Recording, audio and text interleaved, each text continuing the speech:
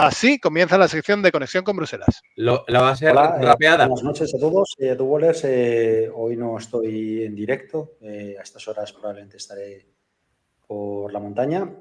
Así que hoy voy a hacer un pequeñito vídeo sobre la sección de Conexión con Bruselas. Como siempre, vamos a enfocarla primero en una recapitulación de lo que ha pasado esta semana en Bruselas. Hablaremos de dos elementos fundamentales, que son las limitaciones o aranceles a los coches chinos y la situación en Oriente Medio. Y luego, más que un ciclo sobre el Líbano, hablaremos, dedicaremos los últimos 5 o 7 minutos a hablar un poco de un repaso de la historia de Líbano. Es algo muy ambicioso porque, obviamente, como veremos, es un país con una cultura y una historia muy, muy ricas, difíciles de resumir, pero para dar unas pinceladas y entender un poco el contexto en el que la geopolítica se está moviendo estas semanas, desgraciadamente, tras la invasión y los ataques perpetuos y constantes de Israel al Líbano. Lo primero, en cuanto a la Semana Europea, como explicaba, lo que vamos a hablar es de las sanciones o aranceles a la industria automovilística china.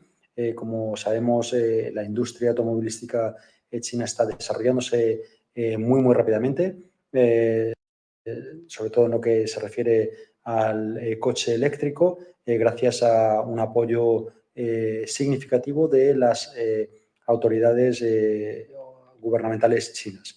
Esto es considerado como una ayuda de Estado por parte de Europa y, por lo tanto, una subvención que atenta contra las normas de libre mercado y que afecta a la industria automovilística europea. Llevan varios meses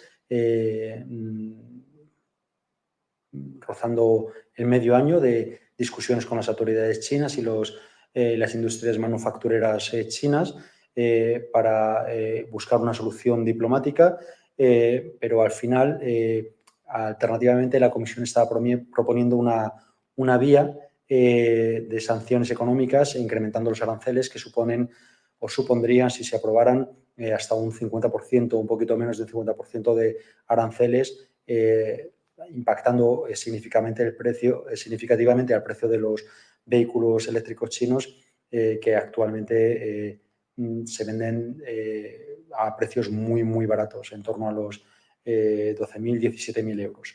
Y con los aranceles, obviamente, esto haría que subieran significativamente.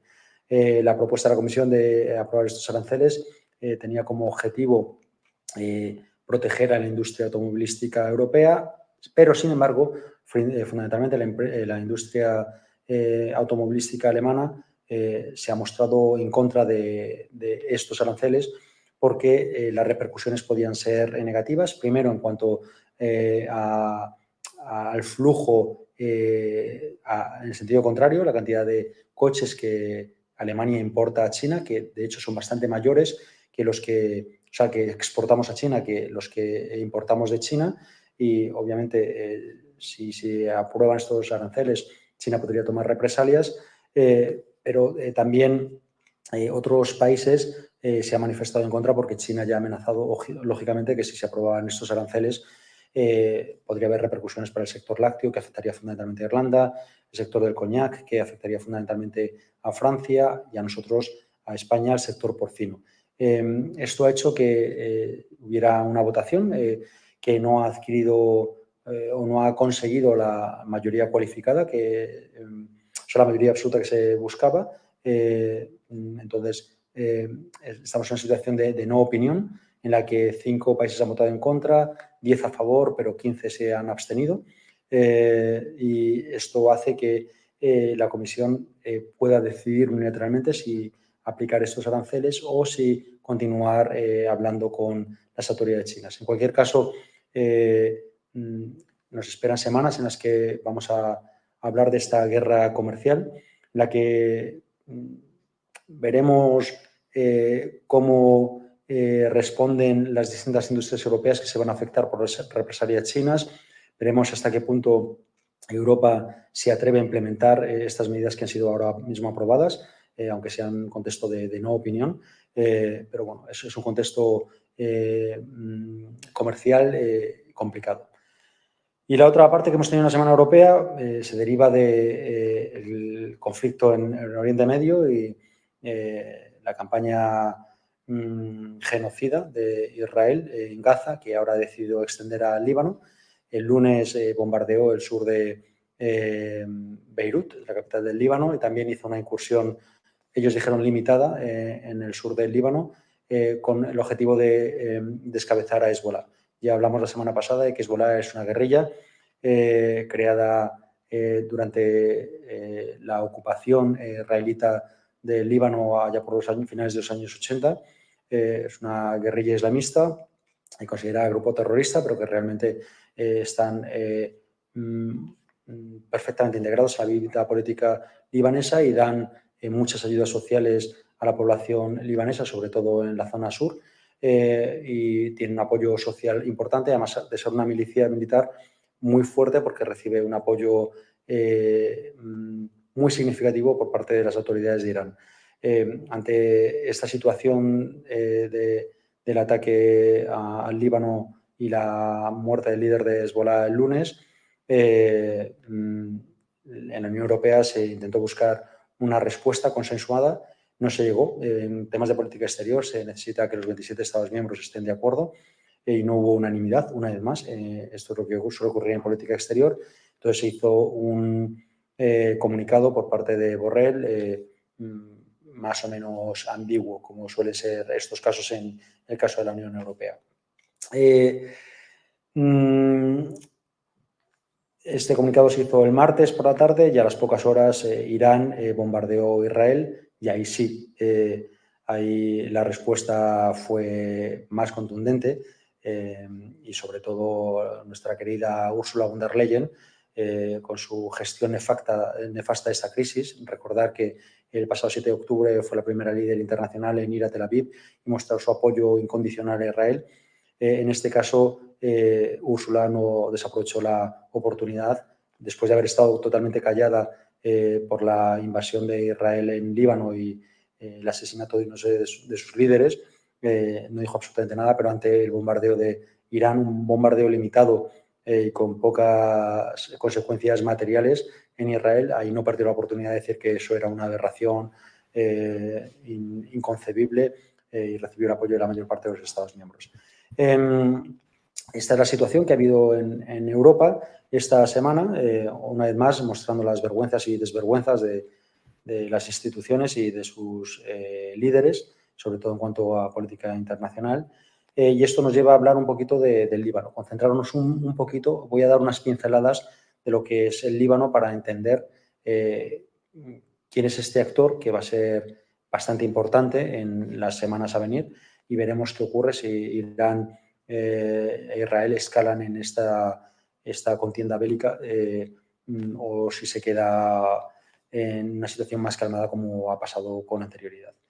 La cuestión es que el Líbano es un país que pertenece a lo que se conoce como el Levante. El Levante es toda la zona de Siria, Líbano, Jordania, Israel y es una zona donde hay una gran riqueza de cultura prehistórica en la que los asentamientos primigenios en esta zona crearon los primeros asentamientos humanos, por así decirlo. Biblios, por ejemplo, es una de las ciudades más antiguas, es en el actual Líbano. Si por algo hay que reconocer el Líbano es por ser la cuna de la civilización fenicia. Esos grandes marineros y comerciantes que dominaron el Mediterráneo durante múltiples siglos y que llegaron a tener en Cartago, lo que es la actual Trípoli, una base comercial importantísima en el Mediterráneo. Los fenicios dominaron el Líbano durante siglos. El Líbano fue invadido por los asirios, por los griegos, por los persas, por los romanos. Los fenicios se fueron adaptando a las distintas culturas de los conquistadores, pero siguieron con su actividad comercial que tanto ha marcado la historia del Mediterráneo y por tanto, la cultura fenicia y Líbano estarán siempre íntimamente ligadas. Y es algo que hay que remarcar para entender la importancia histórica de esta región del mundo. También el Líbano, y esto es importante, en el siglo I fue uno de los primeros países en adaptar el cristianismo y empezó a tener una representación de religión cristiana muy, muy importante en la región. Ya por el siglo VII fue cuando llegan los primeros musulmanes y el Islam empieza también a penetrar en la sociedad y en la historia y en la cultura libanesas. ¿Y por qué digo esto? Porque ambas culturas fueron conviviendo en el país durante muchísimos siglos.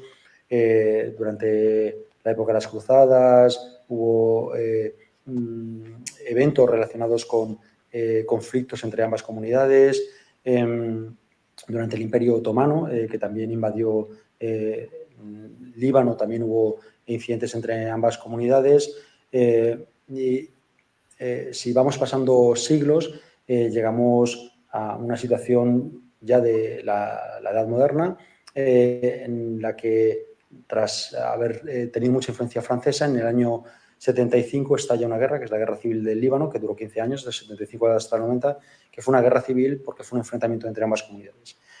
Los cristianos eran pro-occidentales, mientras que los musulmanes eran anti-occidentales o pro-islamistas, y desencadenó una guerra muy cruenta que acabó con el desplazamiento de muchísimos cristianos y que también se vio alimentada por la invasión o la colonización de Israel de Palestina, con la Nakba, que ya hablamos en los años 50, en la que hubo muchísimos palestinos musulmanes que fueron emigrando a Líbano y que llegaron a formar parte del 10% de la población del Líbano, lo que hacía que la sociedad musulmana estuviera cada vez más representada y también recrudeció esta guerra civil.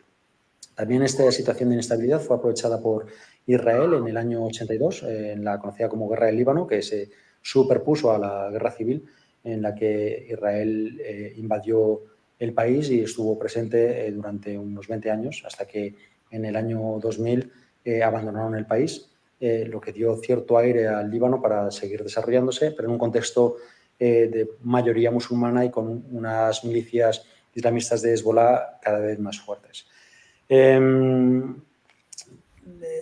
Luego, durante los años 2000, ha habido incidentes, como en el año 2006, cuando Hezbollah lanza varios cohetes a Israel y hay una respuesta de Israel muy cruda que inició un proceso bélico que acabó perdiéndolo. Se acabó con una resolución de la ONU, pero realmente fue una derrota de Israel. Y esto es interesante para entender que Israel no está ante un enemigo menor. Israel está ante un enemigo, y hablamos de Hezbollah, en el sur del Líbano, con una financiación muy fuerte por parte de Irán. Es el brazo chiita en la zona. Acordaos cuando hablamos de las diferencias entre chiitas y suníes chiitas, perdón. Y estamos en una situación muy crítica. Quería hablar un poquito de lo que era el Líbano en esta conexión con Bruselas, de lo que ha sido la historia, de lo que es de su importancia con biblios en la época prehistórica, su importancia con los fenicios, sus influencias cristianas y musulmanas, la influencia de las migraciones por parte de los palestinos, para darnos una idea de qué contexto histórico, cultural y político tenemos, y nos puede dar claves para entender las semanas a venir. Durante las próximas semanas seguiremos hablando una vez más de la Unión Europea, hablaremos de los aranceles con China, que es algo que va a seguir coleando, obviamente, pero el tema de Oriente Medio va a ser fundamental. Estamos a la espera de cuál es la respuesta de Israel a los ataques de Irán el martes, y veremos si hay una escalada o no la hay. Esperemos que no. Es un deseo más que una opinión. Me suelo equivocar en mis predicciones. No creía que Irán fuera a atacar a Israel, tampoco muchos expertos. Es una situación muy volátil, muy compleja, y bueno, hoy he intentado dar un poco ciertas claves históricas para entender el conflicto. Con esto acabo mi conexión con Bruselas y nos vemos la semana que viene. Hasta luego.